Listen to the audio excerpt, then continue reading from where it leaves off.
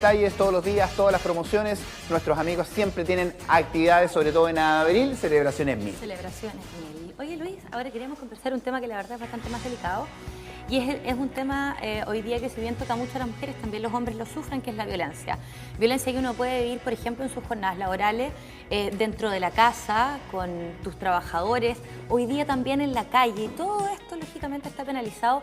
Uno tiene que denunciar, pero de repente no sabe cuáles son los canales para hacerlo. Por lo mismo, el día de hoy, Pedro Fritz, quien es abogado, nos acompaña acá en el matinal. Queremos darle la bienvenida, abogado, y a ver si nos puede ayudar a sacar todas nuestras dudas. Gracias, Monse, ¿cómo están? Buen día. Bien, con ganas de Buen día. aprender, de saber también cómo defendernos, cuáles son nuestros derechos legales respecto a una situación violenta. Qué bueno, sí, bueno, es importante efectivamente el tema que estamos tocando hoy en día, porque existe en general una percepción de parte de la ciudadanía que cada vez hay más sensación de inseguridad, cada vez incluso la gente cree que los delitos que se cometen son cada vez más violentos, ya como se habla mucho en Santiago y también acá, ¿cierto?, que los delitos han ido aumentando en el nivel de violencia. Y así existen distintos ámbitos donde se ejerce violencia que es constitutiva de delito, ¿ya? Muchas veces es a propósito de un delito contra la propiedad, o sea, un robo con violencia, por ejemplo, donde te asaltan en la calle y te pueden intimidar con un arma blanca o con un arma de fuego. O también existen otros delitos que también son de carácter violento, por decirlo de alguna forma, como es, qué sé yo, Portonazo. Los portonazos, que en definitiva el portonazo técnicamente es un robo con violencia o con intimidación. La figura como delito portonazo no existe. Pero claro que efectivamente en su forma de ejecución es un delito violento, justamente.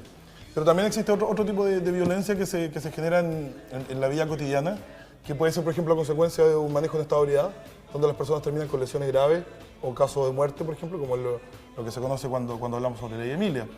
Y en definitiva es importante también que las personas tengan claro que las víctimas de un delito, ¿ya?, también tiene derechos, ¿ya? Y estos derechos es muy importante que la gente que han sido víctimas de los delitos sepan hacerlos valer en el proceso penal, para en definitiva poder obtener una satisfacción o una sensación de reparación y de justicia. Claro, en ese sentido, Pedro, hay un tema, yo creo que a la gente le pasa mucho con la justicia, es que cree que esto va a pasar, digamos, impune. Si yo, por ejemplo, voy y hago una denuncia respecto a, no sé, tengo un jefe que es acosador o que es violento conmigo en el trato, uno cree que inmediatamente no va a existir alguna pena para esta persona. Le pasa también a la gente que, por ejemplo, es violentada en la calle, los gritos, tocaciones. Hemos visto, por ejemplo, niñas que han denunciado que las ha manoseado un chofer en una micro y eso finalmente al parecer queda ahí. Ahora, la gente por lo mismo también cada vez hace menos denuncias. Si es que tomáramos, digamos, esas instancias, ¿tú qué le podrías decir hoy día a una persona, a una víctima, de que finalmente lleve a cabo ese proceso? ¿Cuánto es el tiempo también que se demora? Porque hay gente también que por tiempo no lo hace. Mira, es súper importante lo que tú nos estás diciendo, porque es muy importante no solamente para la víctima en su proceso individual de reparación o de justicia, sino que también es importante para el sistema en general. Marcar precedentes. Que se hagan las denuncias. Ya muchas veces por ciertos delitos que son, entre comillas, más chicos, ¿ya?, es importante decir que no existen delitos que no sean importantes. Para cualquier persona que sufre un delito, desde que tú vas en el centro y te toman tu cadena y te la quitan, o tu celular, que hay gente que invierte mucha plata en tu celular y te lo Es una roban. herramienta de trabajo para algunas personas. Entonces, ningún delito es pequeño o es poco importante. Eso es muy relevante decirlo. Eso, desde ese punto de vista, entonces cualquier denuncia es necesaria. No se tienen que juntar denuncias, por ejemplo, para que se investigue. Yo puedo reclamar porque me robaron un lápiz, por si yo me siento violentado, una cadena, y tienen que recibirme esa denuncia en Carabineros. Efectivamente, bueno, las denuncias se pueden hacer ante Carabineros de Chile, ante la Policía de Investigaciones o directamente ante el Ministerio Público, que es, como ustedes saben, el organismo encargado de investigar los delitos y perseguir los delitos. Por cierto que si a mí me roban un lápiz Bic, la verdad es que hay una inequivalencia, ¿no es cierto?, en el monto. En definitiva, hay ciertas cosas que, por cierto, al sistema no le importan, porque, y creo que a la propia víctima tampoco le va a importar, ¿no es cierto?, ir a hacer una denuncia por un lápiz. Sin embargo, hay que tener en consideración que ciertos delitos como el robo con intimidación y el robo con violencia da lo mismo el valor de la especie, porque son delitos donde la ley protege más cosas, más allá de lo netamente material, protege también las personas.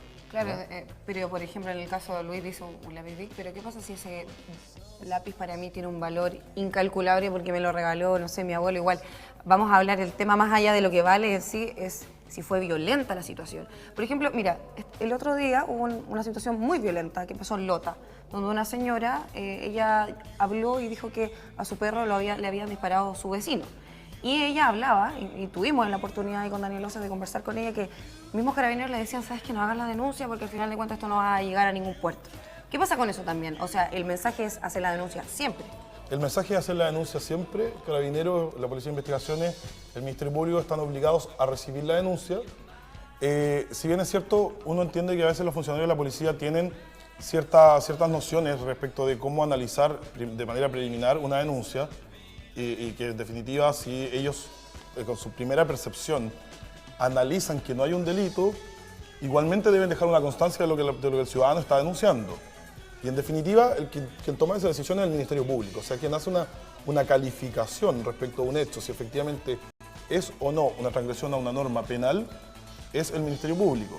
Y es el Ministerio Público quien en definitiva, luego que se recibe la denuncia, ellos pueden tomar distintos caminos que pueden terminar, por cierto, en un proceso, en un juicio, o en otro tipo de facultades cuando el propio Ministerio Público también se da cuenta que no hay algún delito ahí. ¿Y qué derechos se activan entonces cuando somos víctimas? Bueno, el primer derecho, y podríamos decir que es un derecho y también un deber, es denunciar, ¿ya? Luego de eso, como se inicia una investigación, la víctima tiene uno de los principales derechos que la ley contempla para las víctimas es presentar una querella, ¿ya? Patrocinada por un abogado. Y eso justamente marca una diferencia entre una víctima que va sin abogado ante el Ministerio Público y una víctima que va con abogado. Lamentablemente en Chile tenemos la sensación, o la mayoría de la gente tiene la sensación, de que el fiscal es el abogado de la víctima. Claro. No es así, ¿ya? El fiscal no es el abogado de la víctima, el fiscal tiene la obligación de... El fiscal representa al Estado, a la sociedad, en su tarea de perseguir los delitos, ¿ya? Pero el fiscal no es tu abogado cuando tú eres víctima de un delito. ¿Y eso en qué se traduce en la práctica?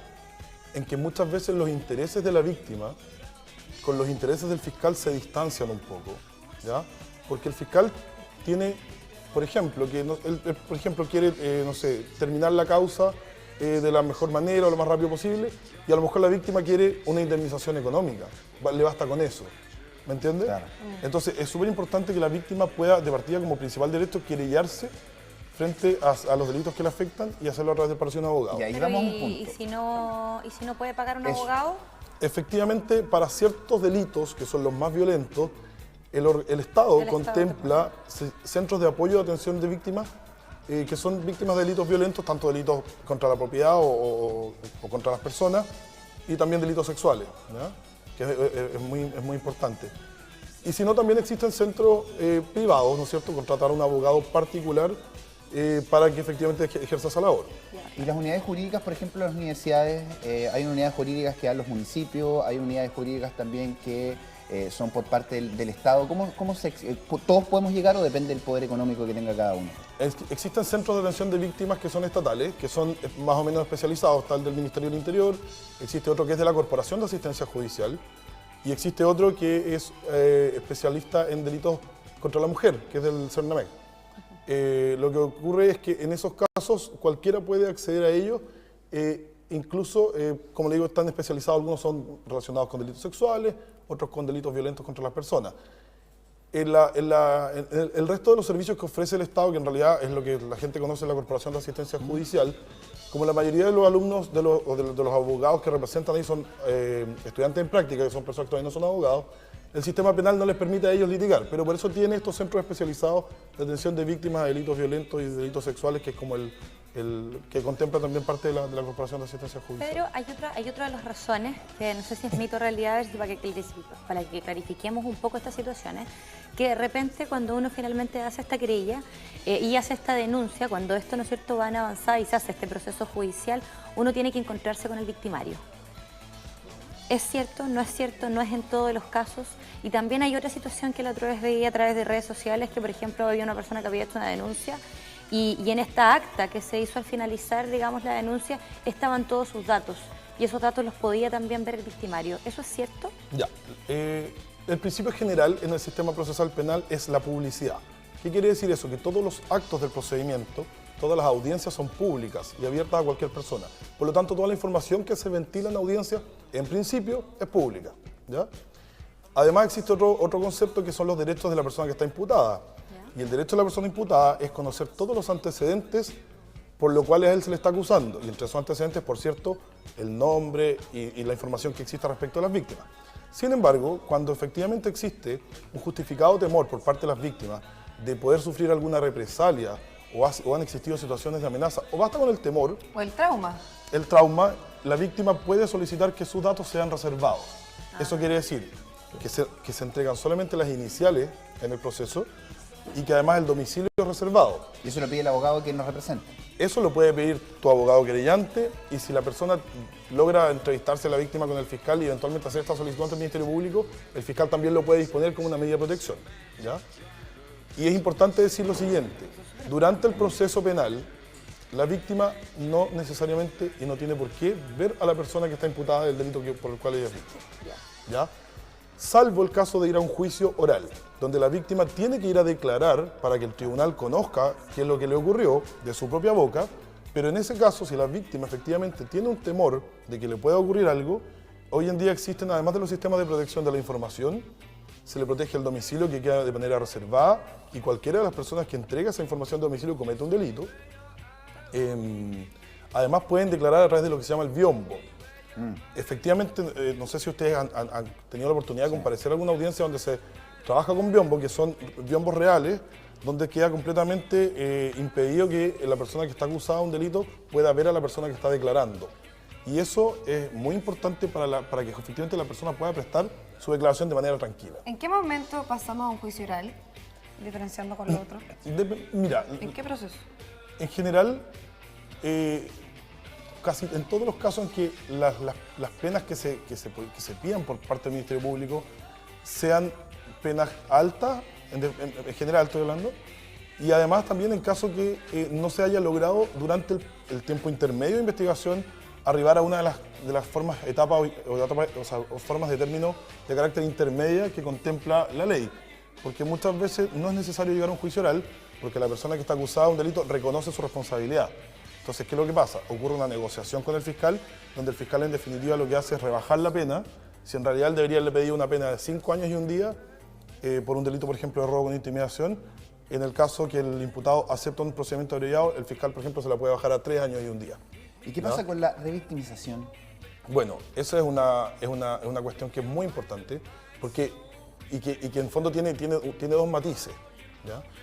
Es muy importante contar con la declaración de la víctima. O sea, una persona que es víctima de un delito violento tiene que contar su historia, a lo menos una vez, ¿ya? Normalmente en un proceso pueden ser 2 veces, porque una vez se va a contar a los carabineros cuando ocurrió el hecho, ¿no es cierto?, por ejemplo. Después va a tener que ir a la fiscalía, no a ratificar sus dictos, pero a volver a contarle esto mismo probablemente al fiscal o a un abogado asistente de la fiscalía, ¿ya? Y en definitiva, si esta causa llega a un juicio oral, va a tener que volver a contar por tercera vez este hecho para que lo escuche un juez o 3 jueces, Claro. ¿ya? Lo que en definitiva tiene una necesidad material. O sea, para poder nosotros tener un proceso penal que funcione, necesitamos de la colaboración de las víctimas y de los testigos para que el tribunal logre su convicción respecto de la participación de esta persona en los hechos. Pero también, por cierto, que tiene un aspecto que no es menor, que es justamente la victimización secundaria o revictimización. Principalmente en el caso de los menores de edad. Menores de edad, víctimas de delitos sexuales, es muy importante y hoy en día existe los mecanismos el proyecto de que la entrevista o la declaración de estos menores sea una sola vez. Y grabada, claro. Que quede Grabada, porque normalmente y actualmente los menores de edad se someten a lo menos a 3 o 4 relatos durante todo este proceso. Y eso es ¿ya? traumático también. Es traumático porque efectivamente reviviendo el existe hecho. revivir el hecho y volver a someterse además a preguntas respecto de ese hecho. Y que te O sentiste cuestionamientos cuestionado. también. Claro. Bueno, hay técnicas de interrogación que los abogados utilizamos que no podemos como ser muy intrusivos con los menores, sino que incluso hoy día existe el sistema de que los menores declaran en una sala especial a través de una cámara, donde ellos no logran ver esto, sino que en el fondo uno de los jueces es el que le hace las preguntas a través del sistema de las cámaras. Y ellos tampoco ven lo que está pasando porque pensemos en un menor de edad, lo que significa ir a un tribunal, estar frente a jueces, que ya para un adulto es algo muy complicado. Entonces, si lo pensamos desde el punto de vista de los menores, es completamente, o sea, mucho más Lo complejo. importante aquí es la denuncia. A veces usted dice que me robaron el celular, ¿para qué voy a ir a denunciar? Bueno, de repente detienen a este tipo y por muchas denuncias que tienen, a veces las penas son más. A lo mejor no vamos a recuperar el celular, Pero lo va a mejor ayudar a otra persona. Pero a lo mejor se van a detener a esta persona con cada vez más delitos, más denuncias, y eso puede tener una pena obviamente un poco más fuerte, me imagino. Efectivamente, por cierto, mientras una persona va acumulando más delitos que vayan efectivamente siendo pesquisados, la persona va teniendo cada vez menos posibilidades de cumplir su pena en libertad o de estar en libertad durante el proceso. Muchas veces es importante decir que las víctimas tienen distintas sensaciones de cómo se les repara el daño causado por el hecho. Hay víctimas y por ciertos delitos que netamente patrimonial. El robo de vehículos, a veces la gente incluso quiere recuperar el auto porque lo usan para trabajar, porque les sirve para muchas cosas. Pensemos en los delitos económicos, en las estafas, giros dolosos de cheques, ciertas falsificaciones de instrumentos que en definitiva producen un daño meramente patrimonial donde a través de la labor de un querellante tú puedes lograr de manera más eficaz y con mayor sensación de reparación para la víctima, recuperar dineros, por ejemplo, lograr acuerdos reparatorios con el imputado para que pague una cantidad de dinero para reparar a la víctima. Y en definitiva, en ese sentido, por eso es importante también que la víctima, dentro de lo posible, pueda contar con un abogado querellante. Claro, que sepan que existe hoy día una defensa para estas víctimas. Yo creo que eso es súper importante. Pedro, nosotros en pantalla estuvo todo el tiempo tu oficina por si es que alguien quiere contactarte, ¿no es cierto? El teléfono fijo también, porque si alguien está viviendo una situación como esta, que sepa que tiene derecho a defenderse y que lógicamente se puede hacer justicia. Así que queremos agradecer tu visita. Gracias a ustedes. Muchas gracias, abogado. Nos dejó muy claro todo, así que la gente que se puede acercar. Muchas gracias. Muchas gracias a ustedes. Que esté muy bien.